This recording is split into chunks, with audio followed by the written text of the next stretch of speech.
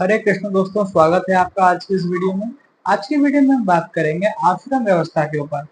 आश्रम व्यवस्था सनातन धर्म में आश्रम व्यवस्था को कुछ इस प्रकार बनाया गया है जिससे एक साधारण व्यक्ति अपने चार पुरुषार्थ जो कि है धर्म, अर्थ, काम और मोक्ष, इन चारों की प्राप्ति करने के साथ साथ समाज की सेवा भी कर सके और तो और अपने आध्यात्मिक उद्देश्य की प्राप्ति कर सके। इस व्यवस्था के अंतर्गत एक व्यक्ति की 100 वर्ष की आयु को 4 स्तरों में बांटा गया है। चलिए जानते हैं कि क्या है वो व्यवस्था। इससे पहले कि हम वीडियो में आगे बढ़ें, हम आपको बताएं कि यदि आपको ये वीडियो अच्छा लगे तो इसे लाइक कीजिए और अगर आप चैनल पर नए हैं तो इसे सब्सक्राइब कीजिए। चलिए बिना समय को वेट किए वीडियो में आगे बढ़ते हैं।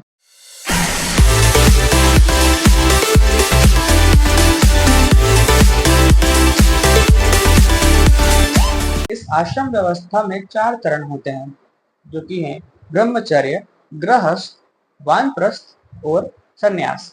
जो पहला चरण है वह है ब्रह्मचर्य। ब्रह्मचर्य 2 शब्दों से मिलकर बनता है, ब्रह्म और चर्य।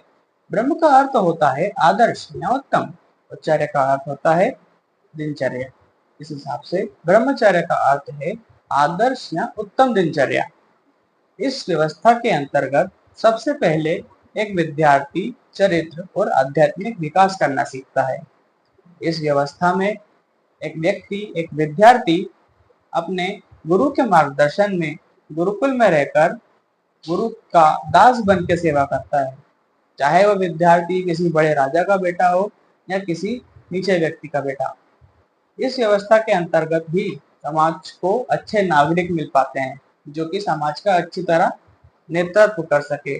इसी व्यवस्था में व्यक्ति को अपनी समस्त ऊर्जा का उपयोग अपने और अपनी समाज की सेवा के लिए करने की शिक्षा दी जाती है।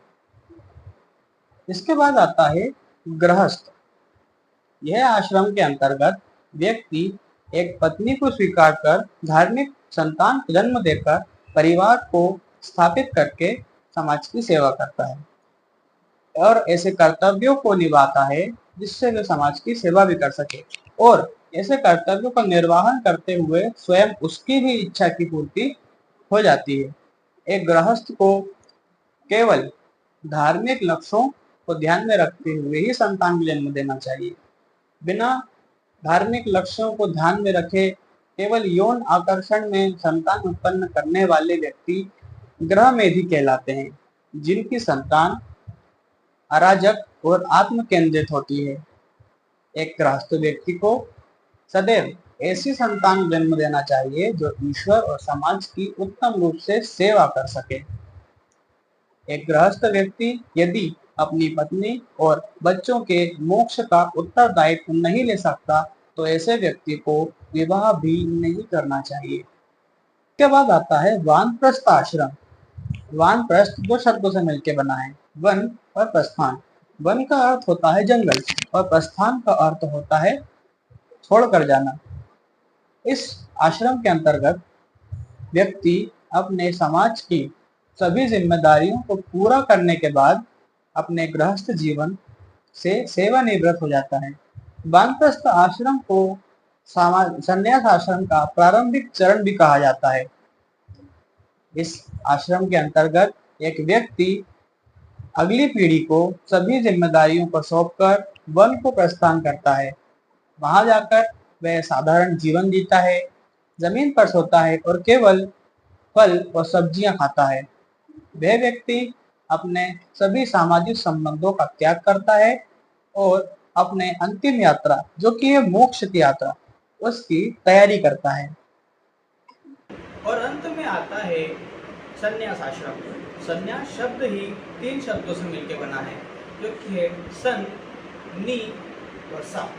सन का अर्थ होता है सब कुछ, नी का अर्थ होता है नीचे और सा का अर्थ होता है छोड़ना या त्यागना। इसके अनुसार संन्यास का अर्थ होता है सब कुछ नीचे ही छोड़ देना। संन्यास आश्रम की परिभाषित करते हुए श्री कृष्ण अर्जुन को गीता के 5वें अध्याय के 3रे श्लोक में बताते हैं, ध्येन नित्य सन्यासी यो न द्विष्ट न काश्यते निर्द्वंदो हि महाबाहो सुखम निर्वाहमुच्यते। अर्थात वह कर्मयोगी जो न तो किसी व्यक्ति वस्तु की कामना करता है और न ही किसी व्यक्ति से घृणा करता है, ऐसे व्यक्ति को सन्यासी मानना चाहिए। हे अर्जुन, जो व्यक्ति सभी प्रकार के द्वंद्वों से दूर हो जाता है, वह व्यक्ति मेरी योग माया से सरलता से मुक्ति पा सकता है। वानप्रस्थ आश्रम में समाज से वैराग्य के अनुभव के बाद व्यक्ति संन्यास ले लेता है और शारीरिक धारणा से अपने आप को अलग कर लेता है।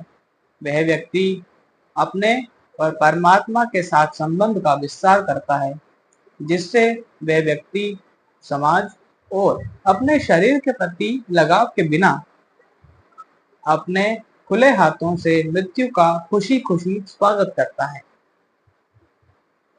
एक ब्राह्मण इन चारों चरणों से होते हुए गुजरता है। एक क्षत्रिय एक 3 चरणों से गुजरता है, एक वैश्य 2 चरणों से होते हुए गुजरता है, बल्कि एक शूद्र केवल 1 चरणों से होते हुए गुजरता है, जो कि है गृहस्थ। वर्तमान युग में, जो कि है कलयुग, इस समय में वानप्रस्थ जीवन के लिए कोई भी वन शेष ही नहीं बचा है और ना ही कोई आश्रम व्यवस्था बची है, अपितु कलयुग में संन्यास भी वर्जित है। इसलिए कलयुग के लिए शास्त्रों ने युक्त वैराग्य का सुझाव दिया है, जिसका अर्थ सब कुछ छोड़ना नहीं है, सब कुछ स्वीकार करना है, परंतु अपने लिए नहीं, अपने समाज के लिए, धर्म के लिए और भगवान की सेवा के लिए। अब आश्रम व्यवस्था के लिए इतनी जानकारी काफी है। तो हम मिलते हैं आपसे अगले वीडियो में अगले विषय के साथ, जो कि है कर्म। तब तक के लिए हरे कृष्णा।